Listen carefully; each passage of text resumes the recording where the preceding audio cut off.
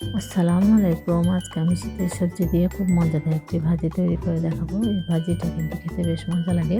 রুটি, পরোটা যেকোনো কিছুর সাথেই। চুলায় প্যান দিয়ে পরিমাণ মতো তেল দিয়ে আদা চা চামচ, ৫ ফোড়ন, আধা কাপ পেঁয়াজ কুচি, ২ কোয়া রসুন কুচি করে দিয়েছি, হালকা ভেজে লবণ দিয়েছি, হলুদ গুঁড়া দিয়েছি ১ চামচের থেকেও সামান্য একটু কম। তারপর এখানে আমি ৩ রকম সবজি নিয়েছি, ফুলকপি, বাঁধাকপি, নতুন আলু কুচি করে নিয়েছি ভাজির মতো করে। আপনারা চাইলে আরও কয়েক রকম সবজি অ্যাড করে কিন্তু এই ভাজিটা রান্না করতে পারেন। ট্রাস্ট মি, এটা কিন্তু রুটি, পরোটা যেকোনো কিছুর সাথে বেশ ভালোই লাগে গরম গরম। এবার আমি উল্টিয়ে পাল্টিয়ে ভালোভাবে কষিয়ে নিয়েছি। আমি কিন্তু পানি অ্যাড করিনি, সামান্য পানি অ্যাড করেছি। তারপর লাস্টে আমি এখানে পেঁয়াজ কলি দিয়েছি কুচি করে, কাঁচামরিচ দিয়েছি ফ্লেভার জন্য, ঝালের স্বাদ অনুযায়ী পেঁয়াজ পাতাটা কাঁচামরিচটা কিন্তু লাস্টে দেবেন, তাহলে কিন্তু কালারটা সুন্দর থাকে এবং একটু ক্রাঞ্চি থাকে, একদম নরম হয়ে যায় না। আমার ভাজিটা হয়ে গিয়েছে।